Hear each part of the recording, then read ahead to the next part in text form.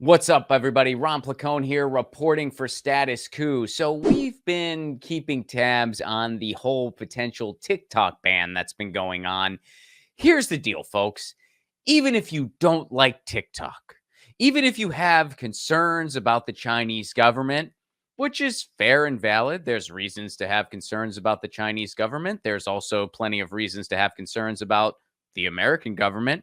There's plenty of reasons to be concerned about TikTok. There's also plenty of reasons to be concerned about Facebook, Twitter, Instagram, YouTube, you name it. But even putting all that aside, this policy goes far beyond TikTok. And the way I see it, this is basically the new Patriot Act. We're going to dive into it. But first, a brief cliff notes on what's been going on so far. So there's been policy out there to potentially ban TikTok. President Biden has said he is in favor of it. There is support on both sides of the aisle from Democrats and Republicans. There's also opposition from some Democrats and Republicans. We're going to be talking about that.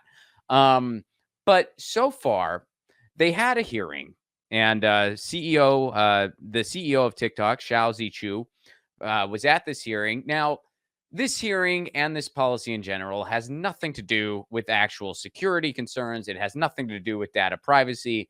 It has everything to do with xenophobic fear mongering. Case in point. So the big concern here is apparently they're worried that the Chinese government in particular could have access to Americans' data and target Americans and stuff like this. Now, throughout this hearing, they actually found out that places like Facebook and Instagram are worse than TikTok when it comes to data privacy and the stuff they do. Facebook and Instagram are actually worse. Not to say there's not concerns around TikTok. There certainly is, but Facebook and Instagram actually worse, just for the record. So there's all this concern about China having access to Americans' data. Here's the deal.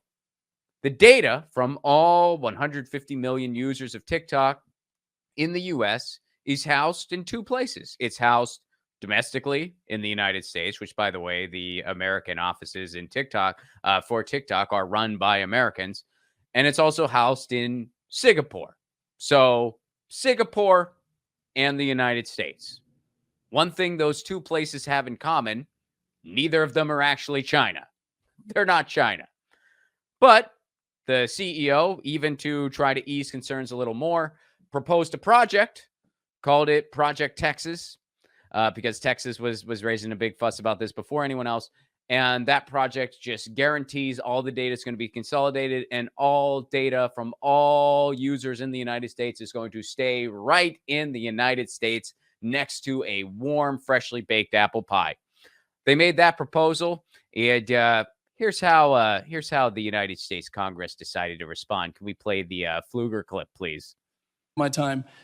Please rename your project. Texas is not the appropriate name. We stand for freedom and transparency, and we don't want your project. I yield back. Boy, that's the kind of professionalism. And there were other clips as well. The whole thing was just xenophobic nonsense. It had nothing to do with real concerns. It was just xenophobic nonsense. So that happened not too long ago.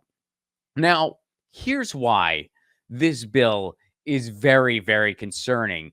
Even if you don't like TikTok, this bill could bring about criminal charges for people for having a VPN. Could even be fines and jail time, again, for having a foreign VPN. Let's dive into this. Colin, if we can go to the Reason article here. Could the Restrict Act criminalize the use of VPNs? So that's the rumor floating around. This is according to the article about the legislation, which was introduced in the Senate by Senator Mark Warner, a Democrat from Virginia, earlier this month.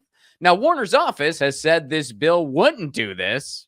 Surprise. I mean, of course they're going to say that. But its broad language leaves room for doubt. And the act is still insanely far-reaching and could have a range of deleterious effects, even if it doesn't criminalize people who use a VPN to access TikTok. Now, VPN stands for Virtual Private Network. And there are several different kinds, but their general aim is the same: keeping your digital activities and location private.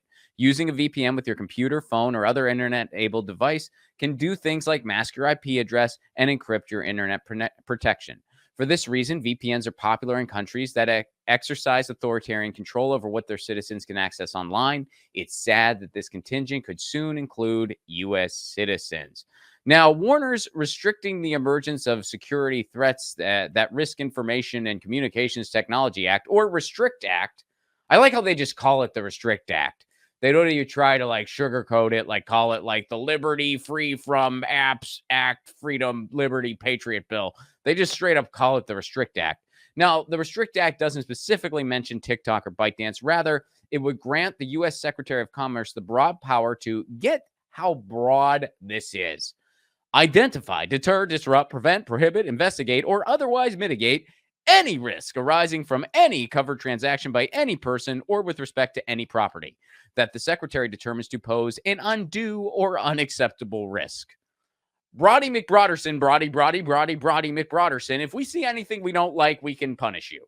That's basically what that says. In several different areas, these include federal elections, quote, information and communication technology products and services, which is basically everything, and critical infrastructure or digital economy, which these days is basically everything, as well as coercive or criminal activities by a foreign adversary that are designed to undermine democratic processes and institutions or steer policy and regulatory decisions in favor of the strategic objectives of a foreign adversary to the detriment of the national security of the United States.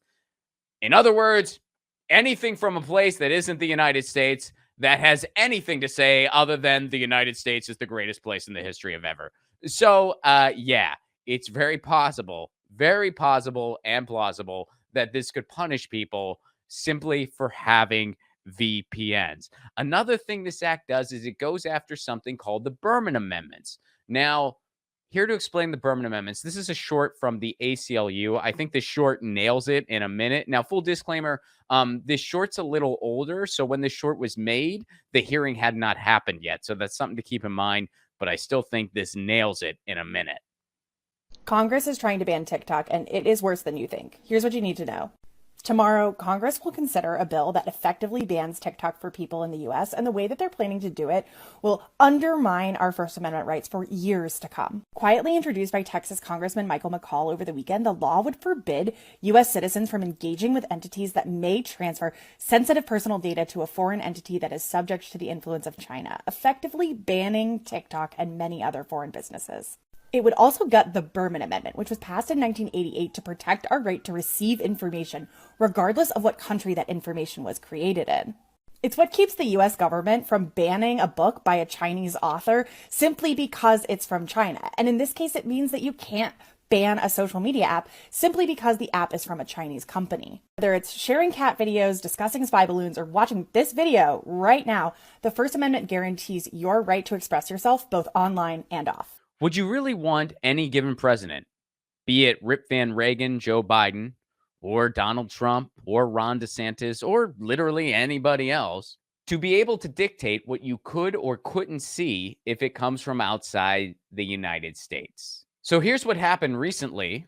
Republican Senator Rand Paul blocks bid to ban Chinese-owned TikTok. Now, Rand Paul, I don't agree with him very often, but he is getting this one right. Some other members of the United States government that have gotten this one right include Jamal Bowman and AOC. And there's also people on both sides of the aisle getting this one wrong. But U.S. Republican Senator Rand Paul on Wednesday blocked a bid to fast track a ban of popular Chinese-owned social media app TikTok. One of the things that he says here that I think is a very interesting quote and very true: every accusation of data gathering that has been attributed to TikTok could also be attributed to domestic big tech companies. When we're in a situation and Rand Paul is the voice of reason on an issue, boy, is that something. Boy, is that something. Please go to don'tbantiktok.com now. That's don'tbantiktok.com. Sign the petition. This bill goes far beyond just TikTok. Even if you don't like TikTok, you should still be against this bill for all the reasons we just gave. Don'tbantiktok.com. And folks, I'm going to be on the road. Come check me out. April 14th, I'm going to be in Los Angeles, California at the Glendale Room. May 12th, the Glendale Room for the third show, 3 of 3. Both those shows are 10 p.m. in Los Angeles at the Glendale Room. June 16th, Madison, Wisconsin. June 17th, Minneapolis, Minnesota. June 23rd, Detroit, Michigan. June 28th, Bloomington, Indiana. June 29th, Chicago, Illinois. Chicago, Madison, and Minneapolis. Use the promo code Lucy at checkout for discounted tickets. That's an early bird special, but it's not going to go on forever. So get your tickets now. Don't wait. Chicago, Minneapolis, and Madison. Use the promo code Lucy. Get the discounted tickets. And Edinburgh, Scotland. I'll be at the Edinburgh Fringe Festival August 16th through 27th. My shows will be daily at 4 p.m. at the venue 32 Below in their little cellar room. All information for those shows are now up on my website, ronplacone.com. And finally, October 21st, I'm doing a comedy series right in my neighborhood at San Pedro. Tickets for all shows and information for all shows are available at ronplacone.com. And this is Ron Placone for Status Coup, signing out.